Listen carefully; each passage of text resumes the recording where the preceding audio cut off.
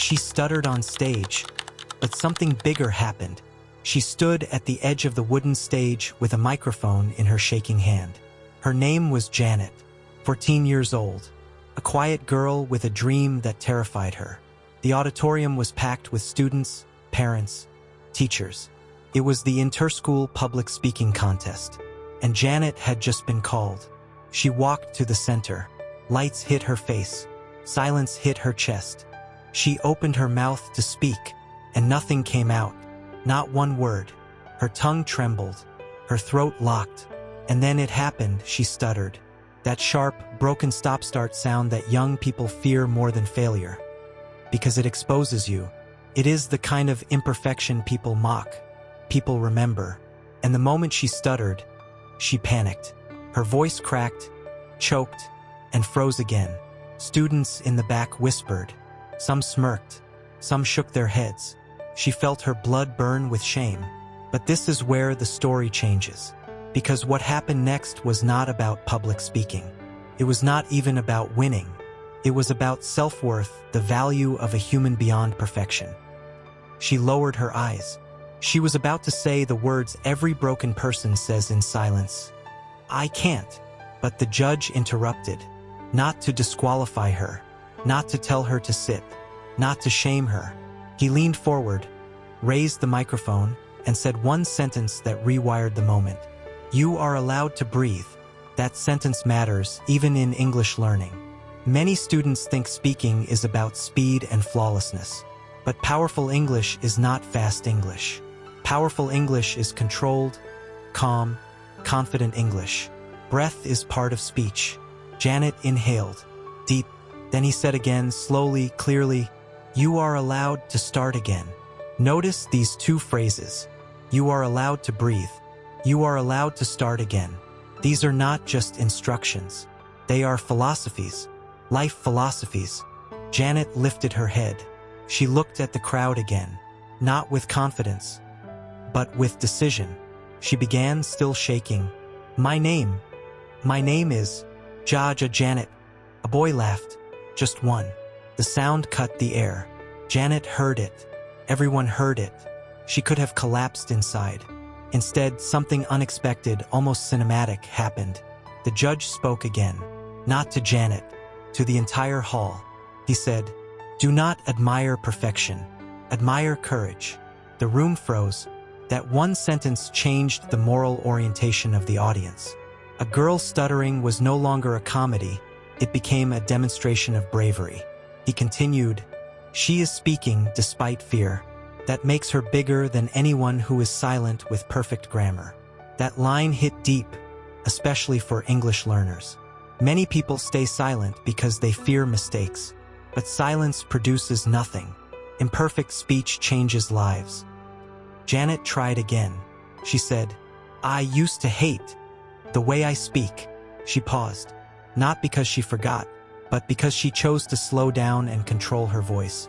She continued, but I realized something. I realized that a damaged voice is still a voice, and a voice that shakes is still a voice that speaks. The auditorium shifted. People leaned in. The energy flipped.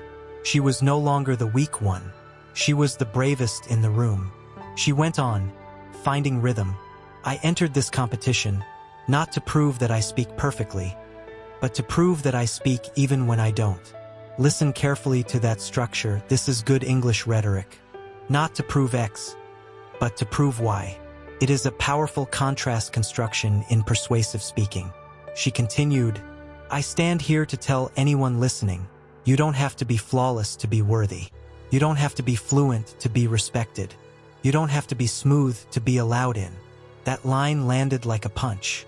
Because the truth is, the world never tells you that. The world tells you, be impressive or be invisible. But Janet's broken speech broke that lie. She ended with this, if my voice trembles, let it tremble. If my words repeat, let them repeat. I will still speak, because silence is a bigger failure than imperfection. Then she lowered the microphone. Silence. A deep, heavy, electric silence. And then applause. But not normal applause. Not polite applause. A standing ovation. Not because her performance was technically strong, but because her humanity was unmistakably strong, because she made people feel, and feeling outruns perfection. After the event, students came to her, not to laugh but to thank her. One girl said, "I've been afraid to raise my hand in class. If you can speak with a stutter, I can speak with my accent." Another said, "I thought mistakes make people small. You made mistakes and became bigger. That is the real outcome. That is the something bigger in the title."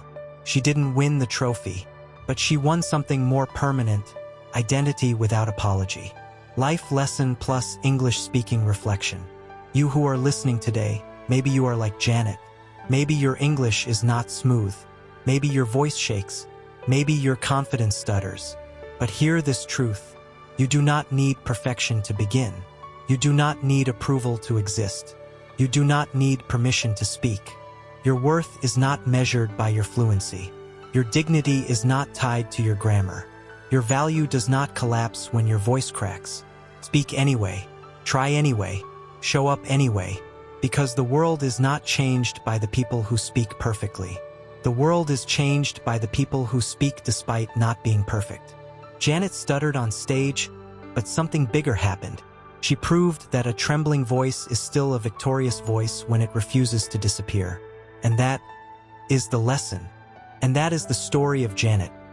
A girl who proved that a shaking voice does not make you small, and imperfection does not erase your worth. If a young student can stand on a stage and speak through her fear, then you and I have no excuse to hide from our own voice. If the story moved you, if it made you think, if it reminded you of something about courage or self-worth, then don't let it stop with you. Like this video so more people can see it. Share it with someone who is afraid to speak. And if you want more storytelling like this, stories that teach English, build confidence, and transform the way you think, then subscribe and turn on the notification bell so you never miss the next one. Your single action today may give someone else the courage to speak tomorrow. Thank you for listening. Until the next story, keep growing, keep learning, and keep using your voice.